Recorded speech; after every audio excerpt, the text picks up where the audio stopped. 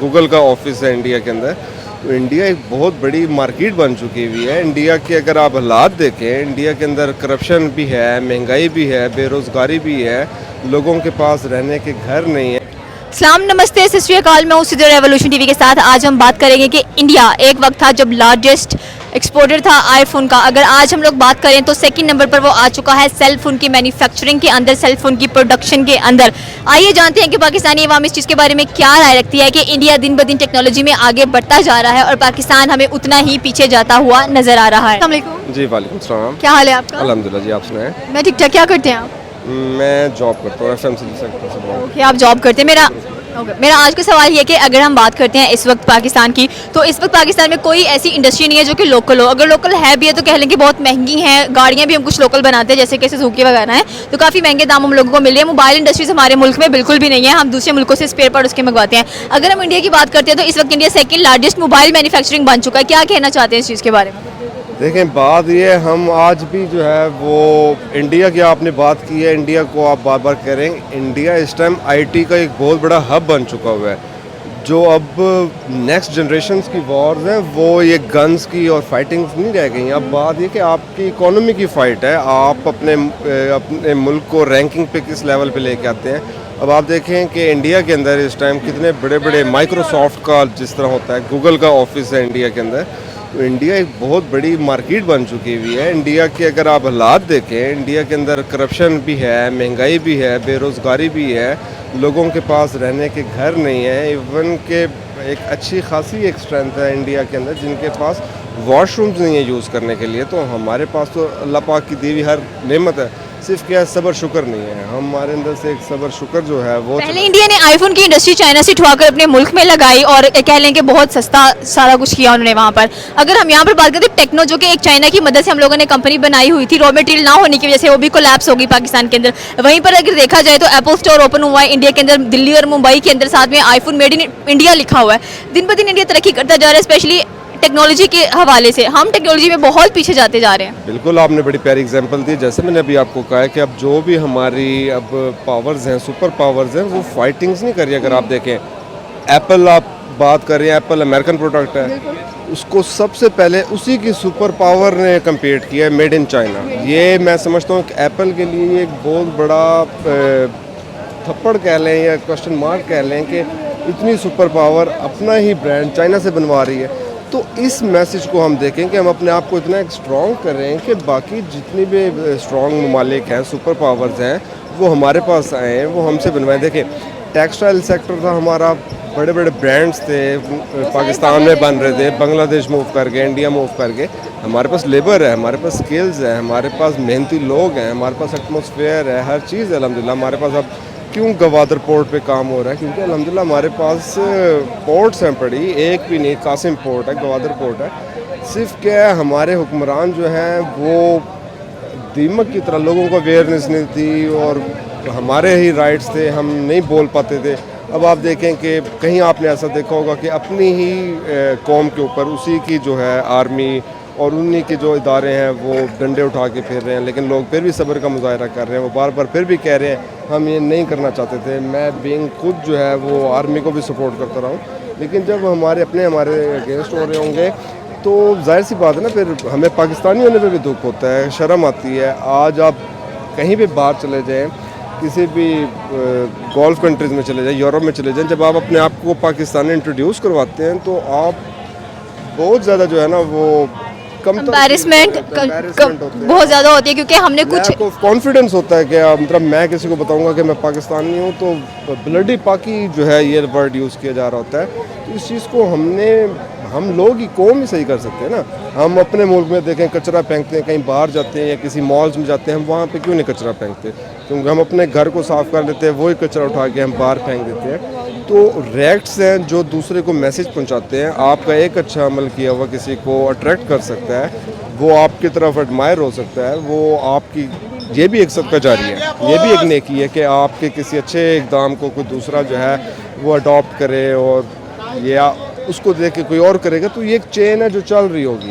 यानी इसी तरह अभी किया कि मैं अब एक पाकिस्तानी कंपनी को अगर देख रहा हूँ तो क्वालिटी प्रोडक्ट्स हम बना रहे हैं। सिर्फ हमारे माइंड सेट्स हैं जो ब्रांड्स को लगे हुए हैं, वो ब्रांड्स नहीं है, वो हमारा खून पसीना निचोड़ते हैं और वो बाहर ले जाते हैं अपना शेयर। उनकी तो दुकान चल रही है, चमक रही है ना, लेकिन क्या पीस समझे। तो हमें अपने एक्सपेंस जो हैं वो हमें बचाने चाहिए अपनी आने वाली जनरेशन के लिए। पानी है हमारे मुल्क में एक बहुत बड़ा रिसोर्स है और हम उसको नहीं प्रॉपर यूटिलाइज कर रहे हैं और उसको हम वेस्ट कर देते हैं। लास्ट पे अब मैसेज क्या कन्वे करना चाहते हैं, स्पेशली जो हमारे स्टूडेंट्स टेक्नोलॉजी वगैरह को स्टडी कर रहे हैं, कि आपने कहा कि आने वाले दिनों में एआई की बात की जाएगी, टेक्नोलॉजी की बात की जाएगी, ब्रेन्स के साथ जंग की जाएगी, ना कि वेपन्स को इस्तेमाल किया जाएगा। इस वक्त जो टेक्नोलॉजी है वो सबसे बड़ा वेपन इस्तेमाल हो रहा है किसी भी कंट्री की सक्सेस एंड प्रोग्रेस के अंदर। हमारे जो टेक्नोलॉजी के स्टूडेंट्स स्पेशली उनके लिए कोई मैसेज? लेकिन बात ये है कि टेक्नोलॉजी को एज अ टूल यूज़ करें, इसको अपना फ्यूचर यूज़ करें। अब बहुत सी बड़ी ऑटोमोबाइल्स हैं जिस पे लोग नहीं काम करते, उधर लेबर नहीं है, उधर रोबोट्स हैं। मर्सिडीज़ हो गई, इस तरह के जो बड़े प्लांट्स हैं वो रोबोट्स यूज़ कर रहे हैं। तो अगर ये टेक्नोलॉजी ज़्यादा मतलब बढ़ती गई तो लेबर ख़त्म हो जाएगी। तो आप लोग अपने आप को एक कौम बनाएं, अपने मुल्क का ख्याल रखें, अपना ख्याल रखें और अपने स्किल्स की कदर करें, अपने आप की कदर करें, सेल्फ रियलाइज़ करें कि आपको अल्लाह पाक ने क्या नेमत दी है। अशरफुल मखलूक़ात है, हमारे पास सोचने समझने की सलाहियत है। Thank you so much sir. अस्सलाम वालेकुम। वालेकुम सलाम। क्या हाल है सर आपका? जी अल्लाह का शुक्र है। सर मेरा आज का सवाल ये है कि अगर हम बात करते हैं इस वक्त इंडिया की, तो India second largest mobile producing कह लेंगे बन चुका है कंट्री। पाकिस्तान की टेक्नोलॉजी कहाँ पर जा रही है और इंडिया दिन ब दिन टेक्नोलॉजी में आगे बढ़ता जा रहा है, स्पेशली मोबाइल फ़ोन्स के अंदर? हमारे जो इतने लायक लड़के हैं, इंजीनियरिंग यूनिवर्सिटी में पढ़ते हैं, बड़े काबिल बच्चे हैं हमारे पाकिस्तान के, और वो बाहर चले जाते हैं। यही वजह है कि हमारे मुल्क में ना लड़के लायक लड़कों को तरजीह नहीं दी जाती। समझिए, ये तरजीह ना देने का मतलब ये है कि उनकी तरफ तवज्जो नहीं दी जाती। अपने मुल्क के बच्चों के ऊपर पैसे नहीं लगाते। दूसरे मुल्क के बच्चे इंग्लैंड चले जाएं, अमेरिका चले जाएं, आप और कई मुल्कों में चले जाएं, सिंगापुर चले जाएं, मलेशिया चले जाएं, आप वहाँ पर वो लड़कों के ऊपर पैसे लगाते हैं जो लायक बच्चे होते हैं। हमारी मुल्क के जो बच्चे हैं उनकी टेक्नोलॉजी की तरफ बिल्कुल ध्यान नहीं दिया जा रहा। वो बेचारे मेहनत करते हैं लेकिन उनकी मेहनत रायगा जा रही है इधर। यहाँ पर अगर मैं बात करूँ तो टेक्नो हमारी जो मोबाइल कंपनी थी, जो इंडिया की चाइना की कोलैबोरेशन से हम लोगों ने बनाई थी, वो बंद कर दी क्योंकि रॉ मटेरियल प्रॉपर नहीं था हमारे पास। अगर दूसरी तरफ बात की जाए तो इंडिया में 2 एप्पल स्टोर्स ओपन किए गए हैं, एक दिल्ली में और एक मुंबई के अंदर, वो भी आईफोन के सीईओ ने खुद ओपन किए वहाँ पर जाकर। अगर हम यही देखें तो चाइना में पहले आईफोन था, फिर वहाँ से आईफोन शिफ्ट होकर इंडिया चला गया। अब आईफोन के ऊपर भी लिखा हुआ मेड इन इंडिया, यानी कि बिगेस्ट एक्सपोर्टर भी इंडिया है मोबाइल फोन्स का और मैन्युफैक्चर भी। हाँ जी, मैन्युफैक्चरर्स भी है, चीज़ों का इम्पोर्टर भी बन गया और मैन्युफैक्चरर भी बन गया। हमारे मुल्क में आज तक कभी सुना भी नहीं है मोबाइल, बस यही सुन रहे हैं कि ये 30,000 का था और 70,000 का हो गया, बस ये है। ये भी नॉलेज नहीं है आपके ख्याल में?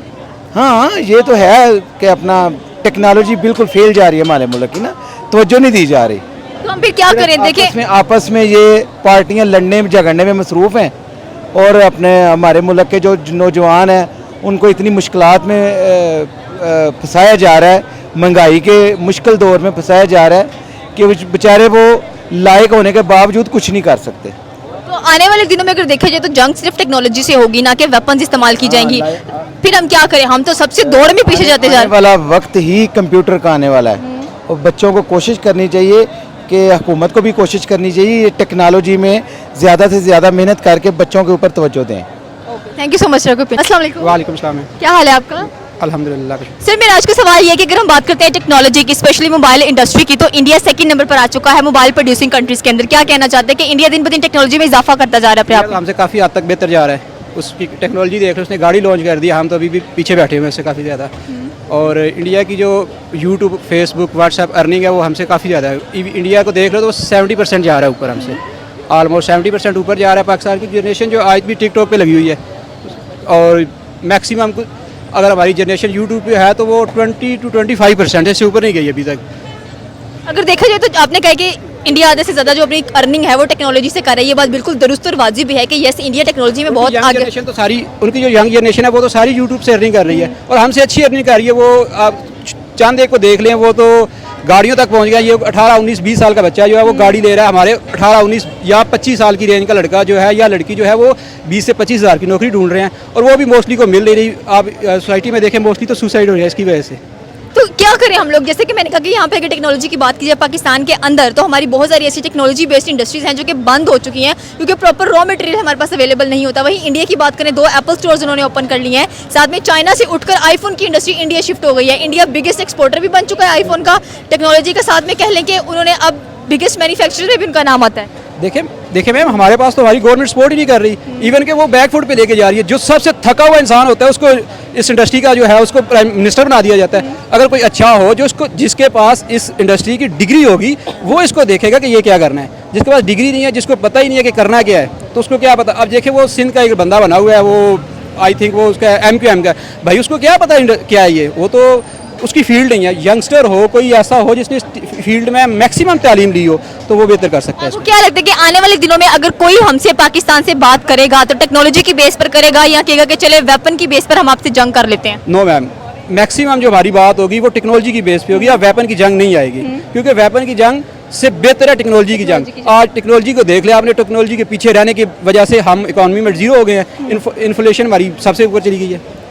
तो क्या करना चाहिए फिर हमें पाकिस्तानी अवाम को? कि यहाँ देखा जाए तो स्टूडेंट्स को टेक्नोलॉजी में कोई प्रोग्रेस नजर नहीं आ रही। जैसे कि आपने कहा कि इंडिया में 19 से 18 बल्कि उनके छोटे छोटे बच्चे भी आजकल यूट्यूबिंग कर रहे हैं और वो इतना अच्छा कमा रहे हैं वहाँ से। हम यहाँ पर सिर्फ वेले बैठे हैं, लेजीनेस है हमारे अंदर घुसी पड़ी है, हमारी अवाम खुद लेजी हुई हुई है और ऊपर से गवर्नमेंट भी सपोर्ट नहीं करती। हमें सबसे पहले इंस्टीट्यूशन बनाने चाहिए ताकि हमारे बच्चों को इसकी अवेयरनेस हो। ठीक है, जब अवेयरनेस होगी तो उसमें अल्टीमेटली हमें फ़ायदा होगा इसका।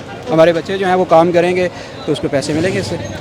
Thank you so much. वालेकुम सलाम। आपका नाम? शुएब। शुएब, क्या करते हो?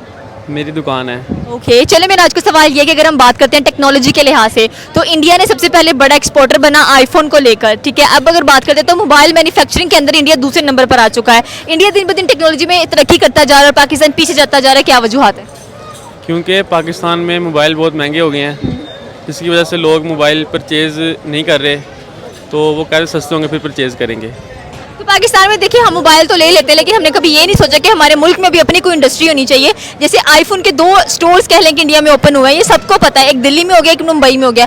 इंडिया ने भी क्या किया कि चाइना से उठाई आईफोन की इंडस्ट्री और अपने मुल्क में आकर लगाई है। हम क्यों नहीं लगाते? हमारे पास पैसे ही नहीं है, हमारा मुल्क गरीब बहुत है। हमारे मुल्क में इन्फ्लेशन चल रहा है, आप कह रहे हैं कि हमारे पास पैसे नहीं है।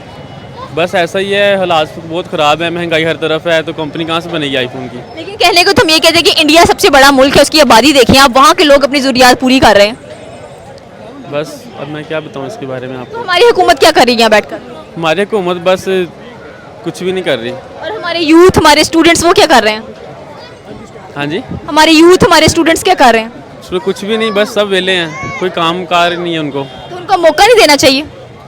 मौका अब जब बंदा कुछ करेगा ही नहीं, मौका कैसे मिलेगा? तो आने वाले दिनों में आपको क्या लगता है कि हम टेक्नोलॉजी में कहाँ जाने वाले हैं? दिन ब दिन गिरते जा रहे हैं हम नीचे।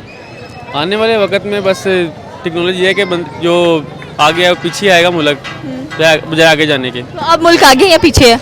अभी मुल्क बहुत पीछे है। तो मुल्क को सुधारने के लिए किन की ज़रूरत है? इमरान खान साहब की। इमरान खान आकर टेक्नोलॉजी अच्छी करेंगे?